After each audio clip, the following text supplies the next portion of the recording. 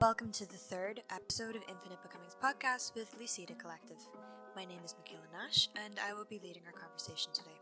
Lucida is an artist collective of 2020 media graduates from NCAD that was born during the second lockdown back in October 2020. We created the collective as a space to share and nurture our creative practices, and this podcast accompanies our exhibition Infinite Becomings, which is currently on show at the NCAD Gallery from April 13th to May 11th. Joining us today are Sylvia Coiston, Lydia Hickey, Jane Tonra, Eileen Mantle, Katie White. Today we will be discussing the physical installation of our show at the NCAD Gallery and working between digital and physical spaces. So this is our first podcast back. Actually, I guess this is also our first Zoom meeting since we got back, or since we were setting up the show in Dublin, because we were all in the space for once instead of scattered around. So how are we feeling about the whole process behind setting up the show and where we are at the moment? I think the frustration of not being able to be in the space, to finally being able to go in and experiment with the placement of the work, etc., was exciting. And I suppose as well, seeing each other as a collective in person for the first time instead of that virtual space was just kind of a surreal but great feeling too. I remember for the first few days we were in the gallery, we were kind of just chatting, getting a feel for the space, I suppose. And then when we began to finally install, to me anyway, it just feels like a blur. It just went by so fast, so quickly in the end.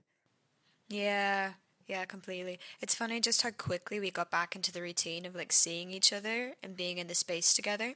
It's strange to be back on Zoom instead of together in the space. It just makes you realise how abnormal and how isolated the whole pandemic has been now that we're back at home.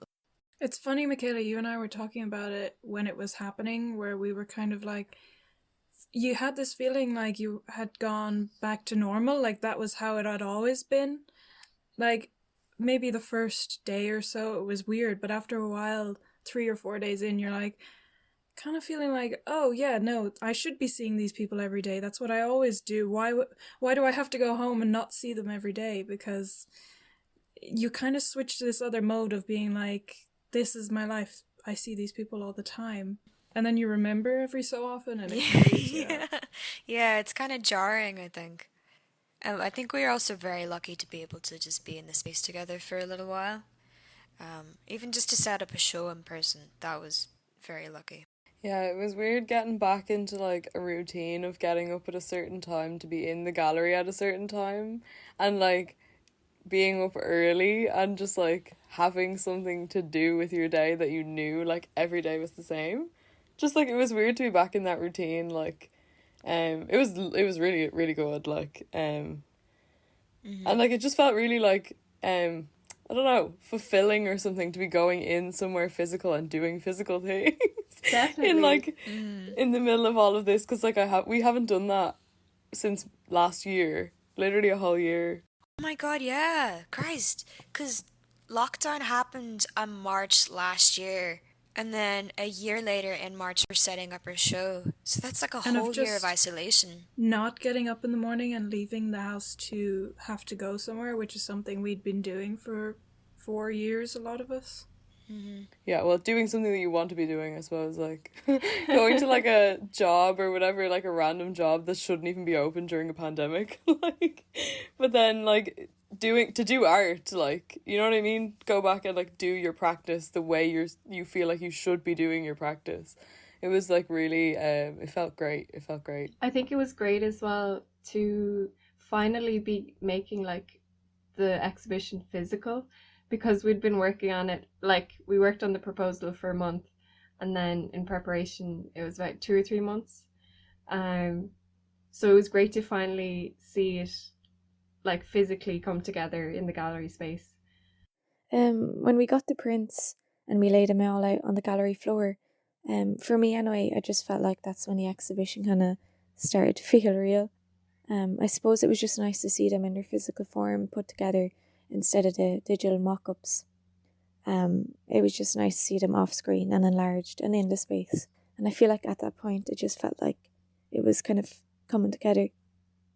Yeah, and it was also like a lot of chopping and changing of like install dates just due to different factors of like Easter and not knowing when the college would be open. So it was like interesting working with that as well, trying to figure out like kind of like having pauses in the install. But yeah, the uncertainty like of everything, definitely, like the uncertainty of the whole last year, like definitely could be felt like trying to get something accomplished in a time frame in like these uncertain times. So you're like, oh wait, next week the restrictions might be different, and maybe by the end of the exhibition people will come in to see it, so we have to think about that now instead of aiming the whole show out to the window, and different things like that, where just like time frames and like how the world works changing so rapidly, like so like all the time, is like really strange. Yeah,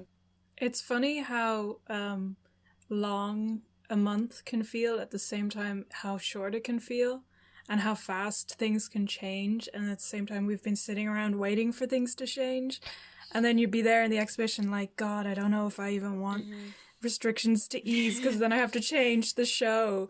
That's too soon. Give me another couple of weeks. Oh my god, yeah, please just stay in one state for a little bit.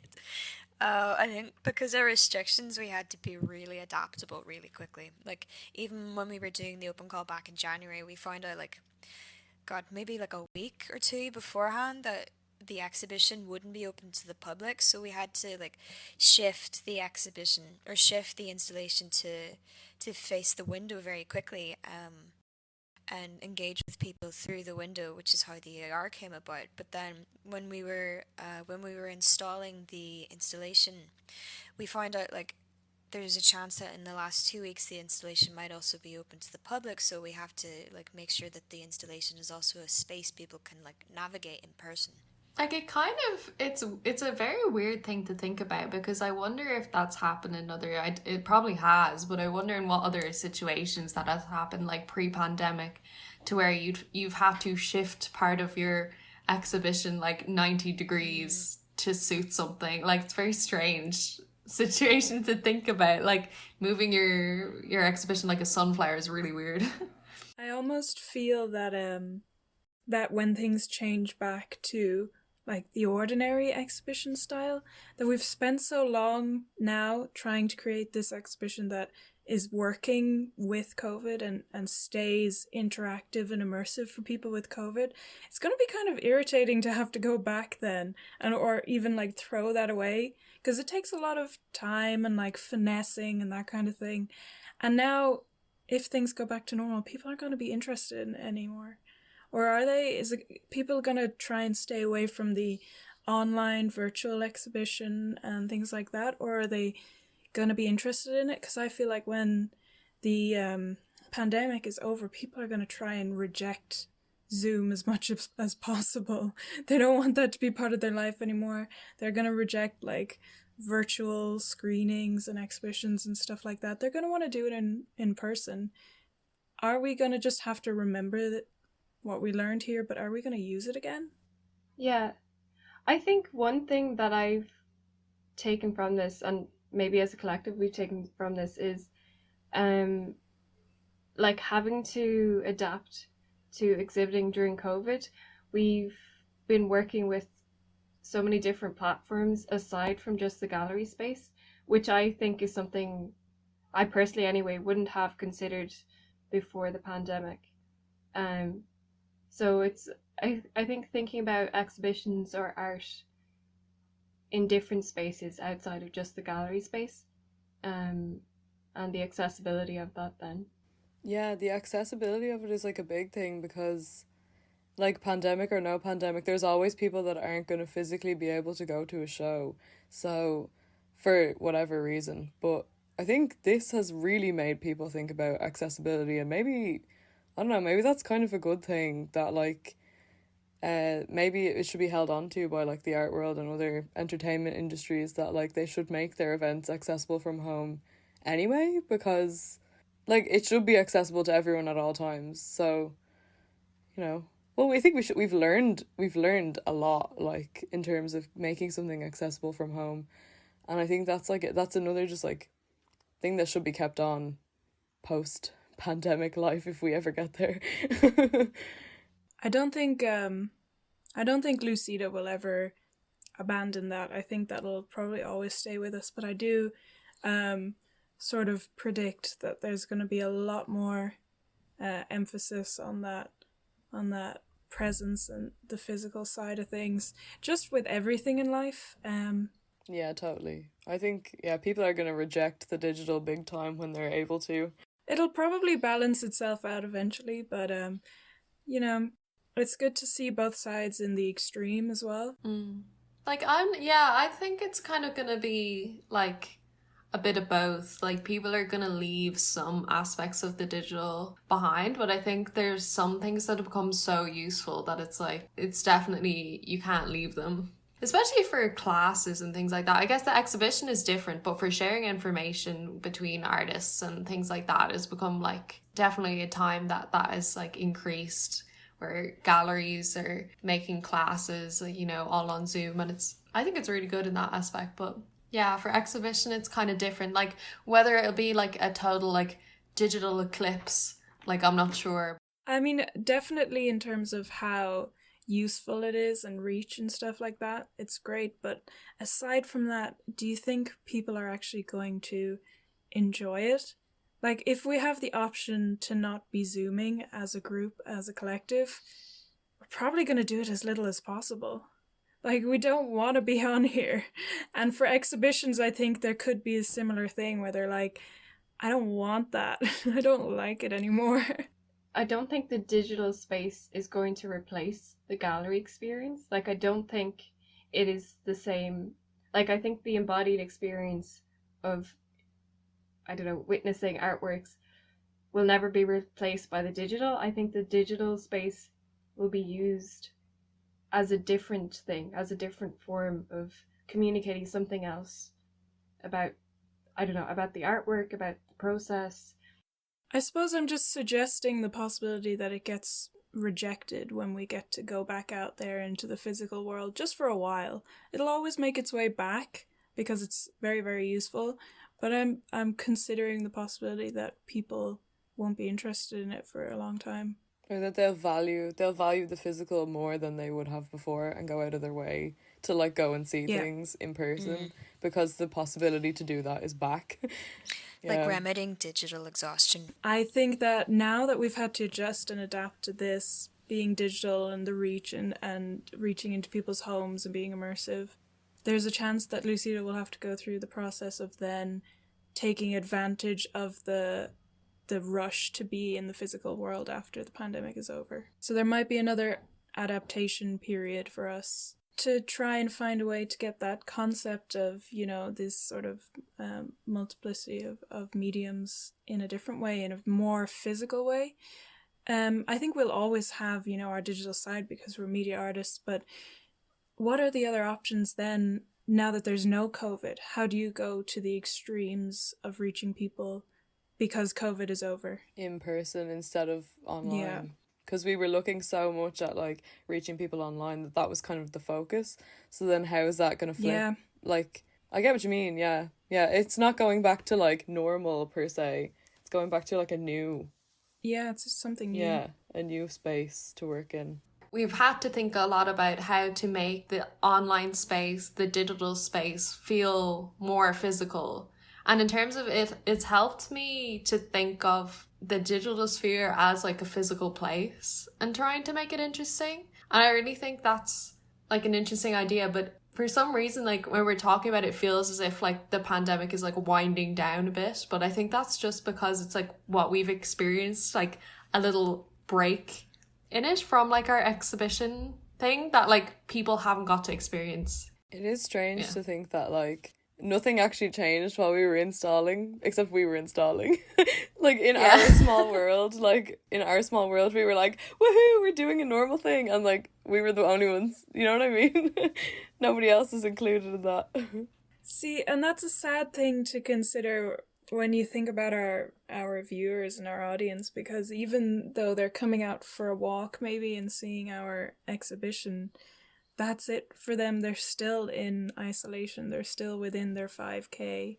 When they're receiving our zine at home, for us the exhibition is so much more of an escape that we really had to try and push that for people who are viewing it, who are more isolated than us during the time of the exhibition. And it's like so weird to be like back at home now after it, because it's like it really was just like a few weeks of just like returning to what we know and like enjoy, and then now we're just at home again, and it's like, oh, our exhibition is in on Thomas Street. It's still there, but like I'm not there, and I'm not It's touching there it without and us. doing stuff to Yeah. it. So yeah. Oh, yeah, but I think we did get like we were very, very lucky to be able to, be together in a space and set up a show during COVID. I also just think that it's kind of like it's by itself, but it's like a little, it's like a little terrarium of all our like thoughts and ideas that we were working on, and it's just like in there. Yeah, I think that the way we were working was a very hybrid way anyway. Like our show's very much in between sort of physical and digital spaces. Like even whenever we were setting up the show, we were using like digital mock-ups that we had made ages ago to kind of consider how we would install the work in the space. Like the whole exhibition is site specific. But we were very much like reliant on, digital and physical, both processes basically. So like I remember Jane, whenever we were deciding the layout of the prints on the walls, you had like taken out Photoshop and you were doing a mock-up of the way the images would look like in Photoshop, and you'd like move them around a little bit every time we'd consider another way of like moving the work around, or even I think the point for me of like seeing just how kind of in between this show was, or how reliant it was on both like physical and digital ways of working was whenever Eileen you showed me that photo back that you'd show me the photo of the exhibition as it was installed with one of the diagrams that you'd made way back in January, and honestly the similarity between the two of them was just so uncanny. It was really weird to see the original mock-up, like beside the finished thing. It's almost the exact same, and it's just so strange that it's like it came out of our brain and it's like real. Exactly. Honestly, the similarity is so uncanny. But there were so many points during the install like that. Well, for me anyway. Like we'd come into the space with our plans, but we kind of like just, we were kind of figuring it out as we were going along, as well as looking at the plans. But there were points during the install where I'd look at the walls and I get this feeling of familiarity, and it took me a second for me to realize that they looked like, the reason why I was feeling this familiarity was because the way we'd install the prints just looked so much like some of our early drafts and like our mock-ups. Which goes to show how valid our digital process before the physical process actually was. That, it wasn't empty promises, it wasn't outside of reality. Just because it was in the digital world, it actually was still valid to the physical world in the end. And we kind of proved that once we got there. And I think at the moment it allows it to happen because, like we mentioned, we're all across Ireland. So especially like with COVID and everything, like none of this would have happened without digital communication. Yeah, I think like adapting and working digitally so like efficiently is like such a strong point that we have. And I think us, like our generation, or like the year that we graduated, like kind of gave us that like adaptability, because we had no choice. We had to change our degree projects to make them exist online instead of in space, and being forced to do that like it kind of is standing testament to us in this like new space that we have to work in, because I don't know, we've kind of just taken it on the chin and rolled with it and gone, yeah, cool, everything is digital now, let's do it, I guess. And then like kept going with it. And then I guess like now seeing that the digital world that we have been working in slowly being able to like manifest physically again, that's really like hopeful. And like just a nice reminder that we're not going to be sitting on our computers forever, like, because sometimes it does feel like that. It really does. Yeah. But yeah. Yeah, maybe that's what we're doing with digital communication. Like, it's not the same, but maybe it's a promise to something more. Yeah, and I think like the way that we work between physical and digital space, like the way we installed the show really kind of mimics that like process of working between the digital and the physical. Just with like the idea of layers, even just like in Photoshop, and the fact that we have the layers in the space, just that kind of language of the digital things that we have been doing, just being part of the physical installation. Even the fact that the colour blue is like prevalent in all of our work, and that was something we picked up on before thinking about any of this, and like picking the colour blue as something that kind of ties the work together and is like a nice theme. But then that colour being like a representation of digital space as well, that colour blue. And then using that in the install to kind of play between the spaces, like the blue film, we've covered the windows in the foyer of the gallery, and like unless you're in the space and you're going in, you're not necessarily going to see that aspect of the show. Maybe in the last 2 weeks people will be able to see it, so that would be really nice.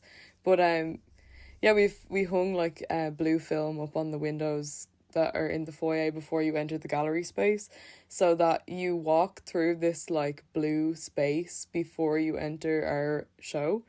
And it's that kind of thing of like going through the digital into the physical. It's just like little touches like that we did to just kind of nod to that, like the process of working between digital and physical. That was really nice, the way we did that, I think. And it was such a physical thing as well. You know, to actually make a room blue and to pass through it. I mean, that's something that you experience with your body, with your eyes, as you're standing in a space. You can't replicate that when you're not actually in the middle of it. That feeling or that sense of the colour surrounding you. Mm-hmm. And another cool aspect of that was like literally cool, because it blocks the film that we got was like UV film or something, and it like blocked the sun rays, so that the foyer was like freezing cold for like the whole last day of install. So because it was blue and cold, and it was just really like uncanny. It was strange. felt like I was in the blue of the internet, or the Yeah, or like being in the void of a monitor and then going from this like really cool blue light into the warm like yellow tones of the gallery, because the heat is so different in there because of the window. So you're kind of in between these spaces anyway. Honestly, I feel like our install like was even, I think that was very in between digital and physical spaces. Because like our installation itself it looks very similar to like a media notebook or like a PDF that's been like printed out and like installed along the walls, or like how Anne was saying that some of the little blue notes that we stuck on the wall look like little pixels that are breaking down or like collapsing a little bit, which I think is really nice. Having those little blue post-its kind of mimicking the post-its that were on the original like digital brainstorms as well, just like literally turning something digital, like a process that we use digitally, into like a material thing in the space was really nice. Even like the scrolls hanging with the poems written down them in the middle of the space, and the way just the paper kind of like hit the ground and then like was on the ground. It was just really, you could like see that it was paper, and like the materiality of everything was kind of heightened, I suppose. And maybe that's just because we're so deprived of like the materiality at the moment, but yeah, it was very satisfying to see like the paper of the prints and like the wood that we spray painted and everything. Like, it was really nice. Also the physicality of the cubes and the frames holding the images at the front. There's something about them so sculptural, and of course, a sculptural thing, digitally, yes, you can experience it, but it's not the same as actually being able to move around it or to view it from all angles or to see it as something 3D in front of you. Yeah, I think it was really interesting to see the 2D images that we'd created translating into physical space that you could actually walk around and navigate through. Also, the writing that we did on the window, the brainstorm, one of Sylvia's notes that she made in her notebook, we blew that up and made that brainstorm the whole front window. So we wrote on the windows with paint markers, and the fact that they're opaque and then they make a shadow when the sun comes in, so that the brainstorm looks like the original brainstorm on the ground. Then it's just really nice. It just those kind of physical moments that would never happen unless you were there. And then the AR filters that we made, bringing, because it's you're behind the window and that kind of thing, you can't go into the space, you feel like you can't really interact with it. I think the AR provided a really good opportunity to interact with the work through the window. And then the zine as well. I think also the gallery video that was shot in NCAD that's on the gallery YouTube is really good as well, for to be able to get kind of an insight, a short insight, but yeah, it kind of shows the space in a good way. So yeah, we'll probably take more videos and the process videos of us installing the time lapses and stuff. It got a good response when we put up the time lapses. People were happy to see people in a space doing something, I think. Yeah. The combination of the zine with the AR is so interesting to me because it kind of brings the zine closer to an exhibition type of thing, mainly because of the animations and the sound for me, because obviously when you're going to a media style exhibition, you'll be seeing videos, you'll be hearing sounds, and to be able to have something physical in front of you that does that plays a video for you or starts coming alive for you or starts making noises, or it kind of is, it's so much better than scrolling through Instagram seeing a video or YouTube seeing a video of something that's an artwork, because you have much more of a commitment. You have much more of sort of a journey through the zine where you are sitting down and saying to yourself, okay, I'm going to explore this. The fact of the commitment kind of makes that difference for me with real exhibitions, physical exhibitions, and digital sharing of artwork, because when you go to an exhibition, you're deciding to go to an exhibition. You will engage and you'll consider the artwork, and if it just comes up on your phone and you're at home like every other day that you have been through the pandemic, there's no commitment there. There's no actually moving yourself towards the artwork or interacting in any way. You don't have to sit in a certain position. You don't have to walk in a certain direction. You don't have to say, I'm here from this time to this time. This is how much artwork I'm going to engage with, or this is how many things I want to see. So I feel like the zine kind of brings that a bit more. There's more of that moment where you can pick it up and sit with it and decide to consider it. You're making the choice to engage with the work when you pick up the zine, instead of you picking up your phone to scroll on Instagram as a mindless action that you do anyway, and then you happen to see something. It's the decision making, yeah. Yeah, but on Instagram as well, it's it's made for Instagram. It's made to be compatible with Instagram and the formats of Instagram, and you see it in the same way that you see everything else on Instagram. So having the zine gave us the opportunity to mold the experience of the show into something that we decided it was going to be. And then every individual that picks that up then gets to have that encounter on their own with the zine. It's still a chosen encounter with the work instead of scrolling and it's just there all of a sudden. Yeah, I think as well, another kind of reason that the zine like works well is because it's like the difference between like having an online space or something that's interactive, that's online, that's like an archive or just documenting something, or having it like as interactive. So the purpose is like for engagement and actual like artistic engagement is like kind of different. Like the zine's purpose is it's like partly to document like a bit of the exhibition, but mostly it is to bring the exhibition somewhere else. I think like we discussed these ideas of interacting with artworks both digitally and physically.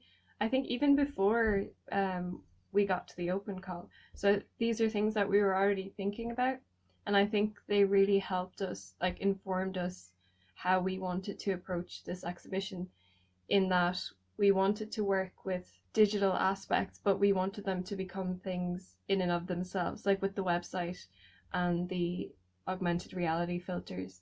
So like we use Instagram as a tool for promotion, but the website is much more of a digital version maybe of the exhibition, but not in the sense that it is an exhibition, but you navigate it and you choose to interact with it maybe in a more conscious way than you would looking at images on Instagram. Yeah, I feel like Instagram very much feels sort of like, if I were to describe it as like a room, if you walk into a room, Instagram is like looking at the wall, but like say the website would be going in around the house, Yeah. like going into different rooms in the house, if that makes sense. I feel like Instagram is like the notice board. Yeah, especially because the images on the notes on a notice board are so throwaway, and they're like the images on Instagram. We're so used to them, and we go through them so quickly. They're like these throwaway things that we just there's just like no value to them because we're just mindlessly scrolling through them. But then you go from the Instagram onto our website, which is a lot more like our physical installation. I think it's more like an archive, and you can like move through it in the way that you would a house, like through different rooms basically. I love, Katie, that you use the metaphor of moving through a house when you're talking about like these digital platforms and like physically moving through these different rooms. I love that so much, because like it just goes to show how connected our bodies are to the way we think, and like vice versa. It's like we're so connected to our bodies that in the way we think through our bodies that it'll show up in our language, and that even when we're talking about these completely disembodied digital spaces, we'll do it through the way we move, and through metaphors like moving through a house. Another like really nice example of that was like when we were trying to decide where to put the scrolls, we couldn't even decide through a digital mock-up. We all took a photo where each of us stood in the space where we wanted to put the scrolls, and we like moved around and like put our arms up in the air pretending to be like a big piece of paper. Like the digital mock-up wasn't enough. We had to stand where they were going to be. Oh my god, I love that. They're like exactly like reverse handstand looking photographs. Yeah, I think that shows the gap between the digital and the physical, in that we had to fill that gap with our bodies because we felt like, okay, we had the digital representations, but it didn't quite fill in that gap of physically having things in the space. Of just us being able to understand that even. Yeah. Like understanding it through physically doing it. Yeah, it kind of reminds me of, this is also going to sound weird, but like, you know when you play chess on like the little computer, those like, and we kind of placed ourselves as little pawns in it, where we couldn't like figure it out. Yeah, in terms of the scrolls, it was actually kind of hard to like picture them because it was almost like such the 3D element, whereas when we were putting like pictures on the wall, it's a very, I don't know, it's tactile, but it's 2D. But then like relating to like placing things in the space, like we had helps with Eileen making like 3D mock-ups that you could like move around, but definitely it was another thing. We definitely had to use our bodies for that one. It just shows like you have to be there sometimes. You need to understand things physically sometimes, and you need to use your body physically to understand something instead of just using your eyes and your brain and trying to imagine it. At the end of the day, that is how we understand the world. It's in 3D. It's not in 2D. Moving through it, yeah. We move through the world, we don't look at it. Yeah, I think that a lot of digital platforms are really focused on like specifically sight as the sense to engage with, and then everything else just gets completely ignored. In saying that, I think it's kind of interesting that we don't really have any sound to the exhibition. Now that I'm thinking back on it, I'm kind of, I wonder if it's because we did it from the window. I think so. I think because we knew that viewers wouldn't be actually physically in the space, that we'd have to consider how to add sound outside of the gallery space. Yeah. Like with the AR filters, definitely they kind of add that experience. It's just, it was almost as if like when we were there, we were like the audio for the exhibition. Now that I'm thinking of it like on its own in Dublin, like right now, I'm like, it's such a quiet box, apart from like fans. Yeah, when I went in on Friday to drop off zines and collect envelopes, and I was just in the gallery for a few minutes, and it was so quiet. It was very surreal because we'd been in there like together just doing so much for like a few weeks, and then in there together to see it finished. And then when I saw it finished on my own for the first time, I went at night, so I was on the street looking at it, and then you've all the noise of the street, and that's kind of the soundscape of it. And then when I went in and it was just silent in there, I was like, ooh, this is really weird. I think noise actually would have been a layer like too much on top of it, if that's not too strong for me to say, because it like a lot of it is like kind of mind mappy, like reflective, like you need quiet to reflect sometimes, and I think that's probably what we were thinking, but we didn't kind of say it.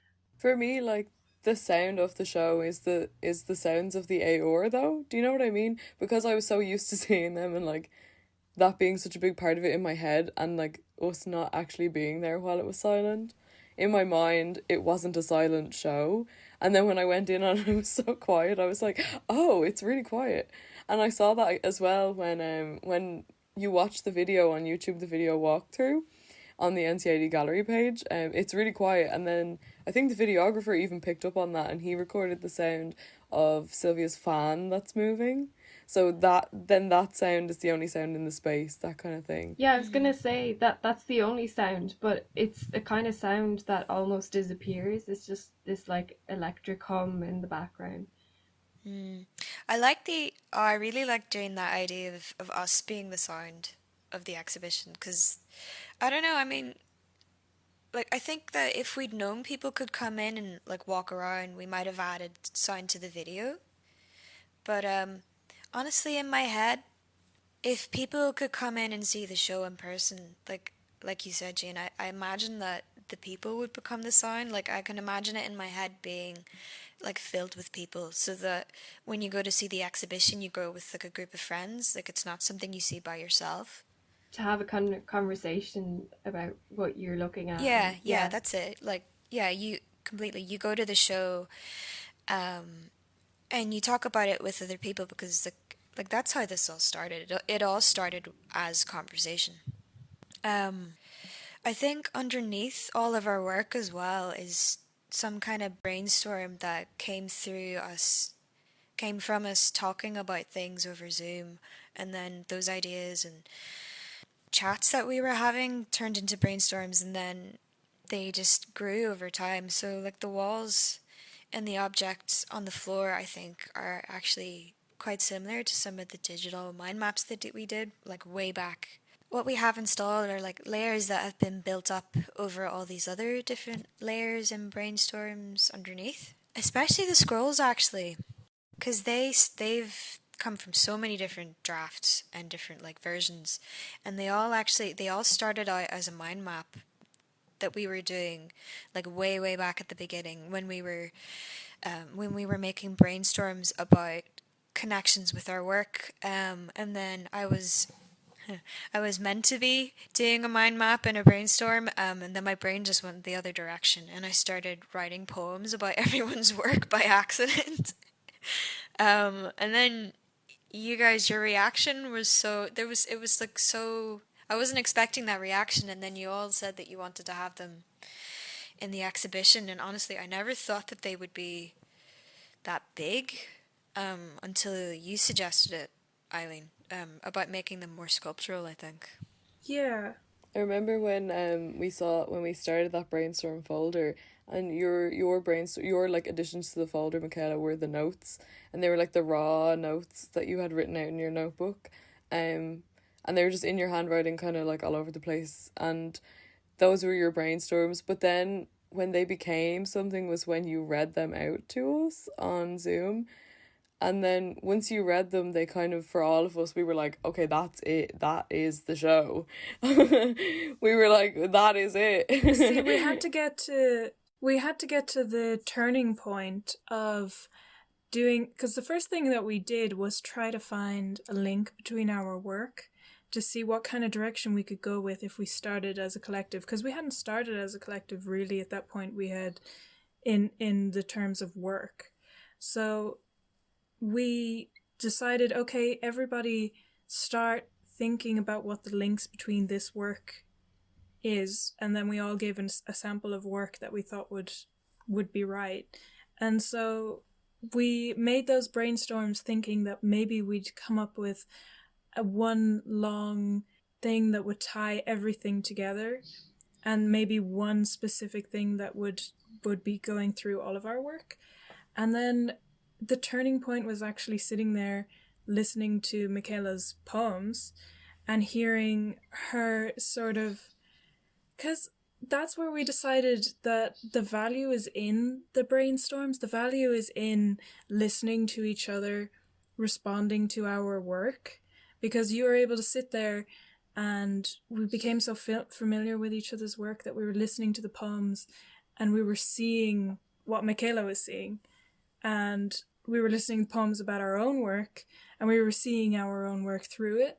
So it became important for us to create those layers, but also like create the layers of everybody's individual understanding coming together as one thing of this work. So each of the work needed to have the layer of everybody's eyes looking at it in front of it.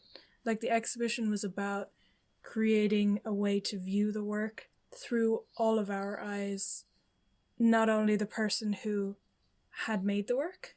And it was when we saw Michaela sort of giving us an example of that we thought, that's where we actually have something here.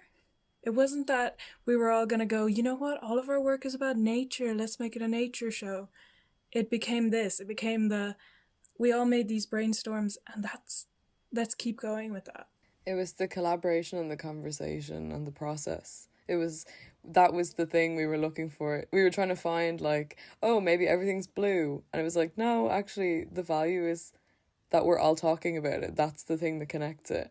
I think the poems really just translated those ideas really well as a fit, like the words themselves, but then as like a physical thing where Michaela responded to our works individually, and then becoming like these physical scrolls within the space as well. I think especially because the scroll idea itself, of course it was important for us that it would be legible to people, that they could read it, so they needed to be big, and there was a lot of text in the exhibition anyway, and we always made sure to make it either large enough to read or small enough to read as handwriting but not to pick up on what it said as much as to be able to get the idea or the impression of there's handwriting there, and therefore if there's handwriting, I know someone has considered or someone has gone through a thought process and a making notes process as well. But then also the scrolls kind of had this, like a length of words. It feels like something that links things. It felt like a scroll they just slotted in so nicely into the space, and they just created this kind of interesting shape where it was pulling. It was layered over a couple of images on the back wall behind it, maybe. It just added to the layer idea in a way where they weren't blocking each other. They were linking each other, or they were creating little, I don't know, just lines that were sort of continuing the shape Yeah. And I think they also, as physical scrolls, they kind of created a space in the gallery. You know, Mhm. it kind of created, yeah, this kind of space to navigate through. They're almost a little bit like walls as well. Like they slightly have that quality where sometimes if you're in the middle of three of them, you're kind of surrounded. It's kind of a little space in between them. It's kind of a little room. And I think the fact that the pillars are at the front of the gallery as well, that is like a nice language to continue back to the back of the room. Just like in terms of visually the space looking nice. I think also the fact that we ended up calling them like scrolls, I think is really interesting, like listening back now, because I was just thinking that as well. Because like when I think of scrolls, like something, I don't know, with a lot of knowledge kind of crammed into something. It's also something that's rolled up and like kept. Yeah. And then taken out to be viewed again, and it has to be unrolled the whole way to be read. It's kind of interesting how we didn't call them like I don't know, rolls, like just rolls or like wallpaper. So like we chose like scrolls. Yeah, I remember calling them scrolls because I had a few other ideas about them that maybe they wouldn't be straight down, that there were a couple of different shapes that I was coming up with where it felt like maybe they were coming out of the walls, and if they were, then we would kind of attach them to the wall, and then they would have a slopey look where they were stretching out of the wall and resting on something. So I think the scroll idea just came from like the trying to consider what shape they were going to be. Because for me, like a scroll unrolls itself, it unfurls. And I think the scrolls still do unfurl in a way, just in a way that's really interesting because we're actually reaching all the way to the ceiling. So I really like that we've made sure that the space goes up and down and across and back and forward. Like that's the 3D, that's the 3 dimensions. It's got height, it's got width, and it's got depth. Yeah. Also interesting in like a digital sense of the word scroll. Oh, yeah. Like you don't really have an equivalent for the word like roll or reams of information. It's kind of like the movement that your eyes make when you're reading it. You're scrolling from top to bottom of these long pieces of paper. I think also when I think of scrolls, it makes me think of like unraveling a scroll, and that kind of idea of unraveling the work through words or through text is kind of nice. Yeah. And just poetry, like using words to understand, and like just like using words to be work as well, like language as part of what we do. Like just as valuable as an image. Yeah. And I think unraveling is a big thing that we're trying to do as well. I mean, I think it's linked to all of the thoughts we've been having, all of the discussions, and all of the work. You know, if it is supposed to be like a mind map, well then a mind map starts in the middle and then it just grows outwardly. So it unravels and it grows and it stretches and it then goes off in different tangents. So I don't know, the scroll word just worked there. It just felt organically natural to the process. And I feel like in many ways we've kind of unfurled into both the digital space and the physical space in like the Google Drive and the website, and then like you said, Eileen, we very much like inhabited the full space of the gallery. Yeah, it's almost like this branching out feeling as well, that we've just gone on all these tangents and the zine and all of those things. Like we really did just go into the gallery and unfurl ourselves all over the walls. So It looks like alive, especially at night when you like see it lit up. The street is dark and it just has the shop lights and the street lights, and then there's just this thing that's happening behind the window, and there's so many elements, and then it actually does come alive with the AR on your phone. It feels like alive, like the exhibition, like it feels. doesn't it look like an event? Like, it looks like something is happening. Not exactly an event as in like a party or that sort of thing, just that it looks like someone is maybe making something there or making work or something is happening. There's some kind of process or there's some kind of goal, And the video in the background as well gives that feeling of that gives it the movement of, it feels like someone is working through something in there. Like, I feel like the ghost of Eileen writing on the windows is still like overlapping and replaying on repeat, like, just because we spend so much time doing it. It's just, she's definitely just still writing some version. That's that's so interesting, Katie, because then like on the back wall, there's all these notes being written over on our video where Eileen, God bless, where Eileen had to like trace over our handwriting. It was very funny for me because like I copied Sylvia's and Michaela's handwriting, and at the end of the day, it was my handwriting that you see on the video. It was just me doing the impression of yours. So there's that strange combination of me trying my best. And you get to know someone through their handwriting. There's a lot of thought process behind it that you have to follow. Sylvia, yours was very easy and peaceful, and Michaela's was something else. Michaela's handwriting is like lunacy. Like, what? Yes. Oh God. I'm so sorry. My handwriting's bad. We still got your poems from your handwriting though.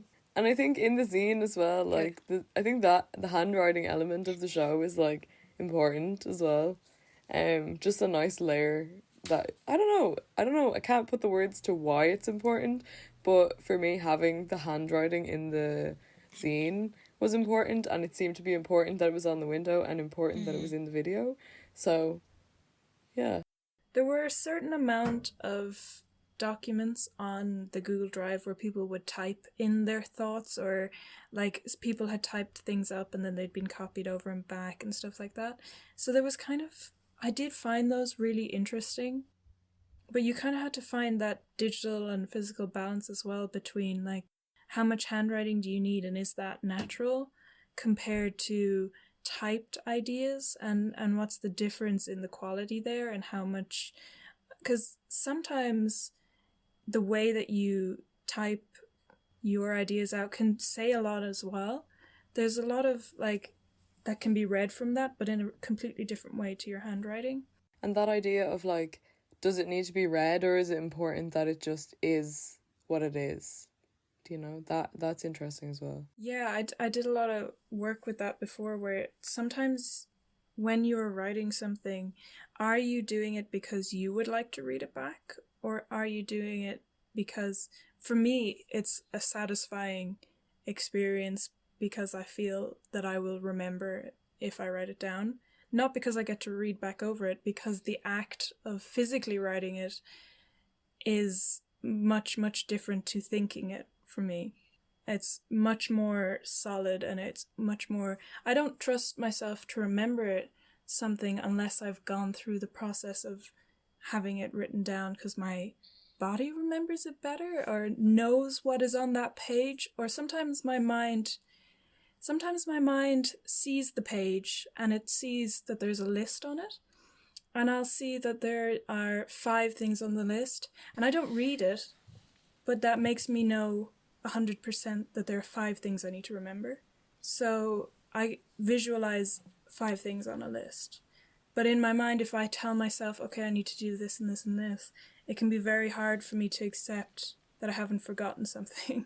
So I can't trust myself that there are 5 things unless I've seen them on the page. So are these, so this is it more like a motion of remembering for you? So it's more like the action of writing it down, and then your thoughts having a form instead and I of... don't read it. Yeah. I don't read my own needing notes. to remember something, yeah. I write them and then throw them away. Well, I throw the books somewhere. I think for me as well, like you said kind of at the start, Eileen, that like writing is a way of kind of solidifying an idea or making it real in a way. Even if it's just ink on a piece of paper, it becomes a thing in and of itself outside of just a thought.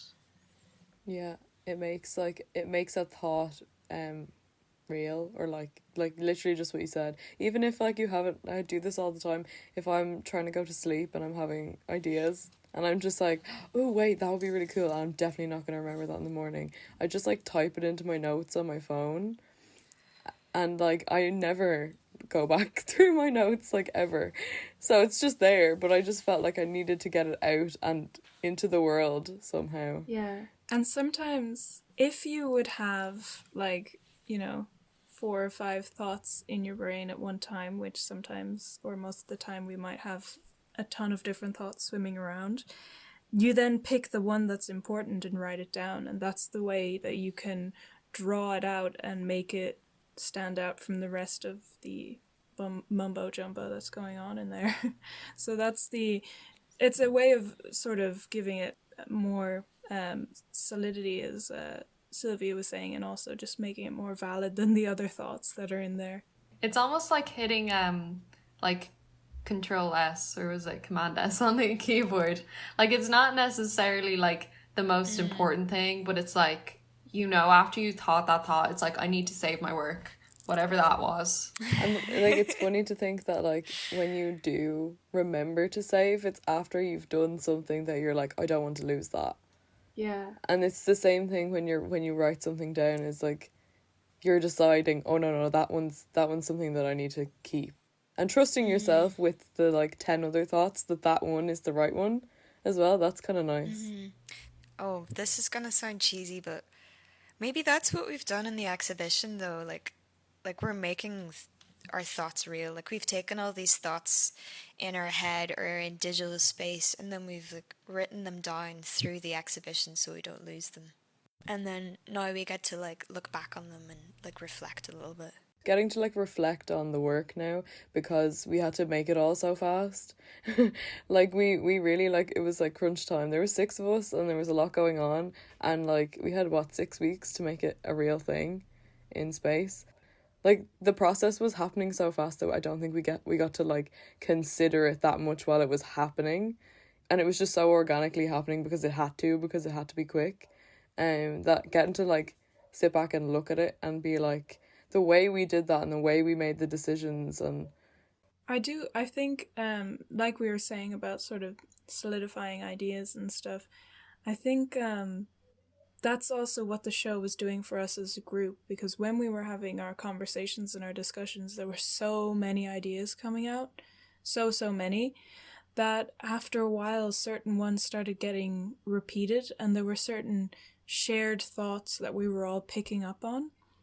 Especially from mind maps, you see things and then you realize things that you hadn't known before that the others make you aware of through their mind map, and then it just becomes more solid for you when everybody starts repeating it over. And there was a lot of this in a digital way, having images coming together, being side by side, having thoughts being linked, that for us we had to solidify the shared thoughts.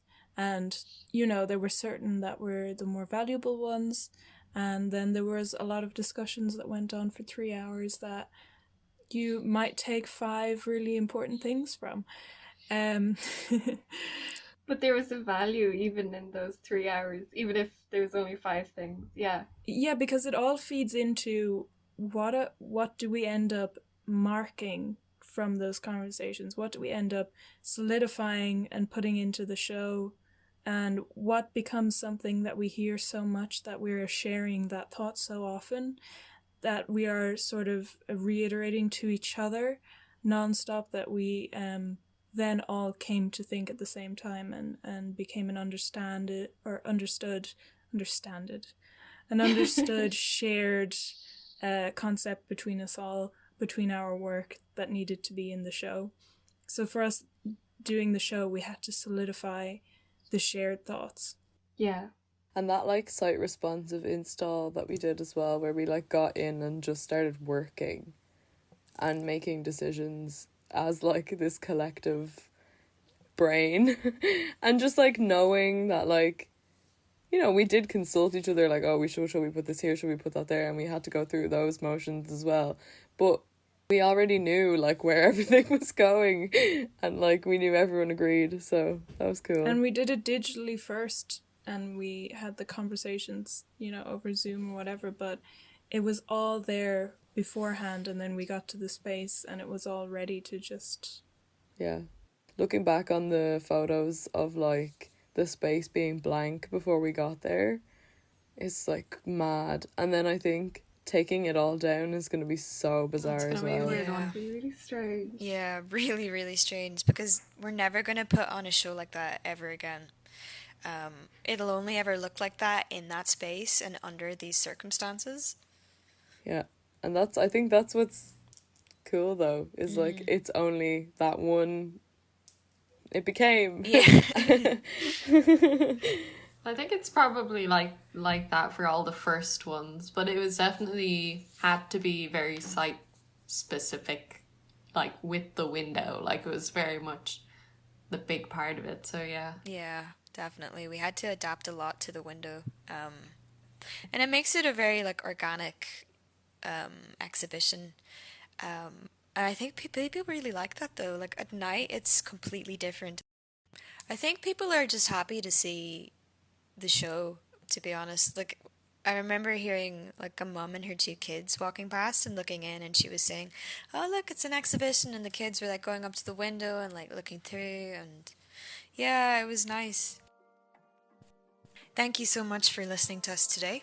We hope that you join us again for our next episode, where we'll be discussing care and nurture for artists, as well as our future plans and ideas for the Infinite Becomings project. Our exhibition Infinite Becomings is visible through the NCAD gallery window until the 11th of May. It also exists as a digital archive on our website infinitebecomings.com. To keep up to date with us, follow our Instagram account at Lucida Collective, and to get yourself a copy of our zine, go to lucidacollective.bigcartel.com. Any links that I've mentioned will be in the description below, as well as in our Instagram bio, which is probably the best place to find out any information that you're looking for. Thanks again for listening. We hope that you join us next week for the final episode in this series on Friday, the 8th of May.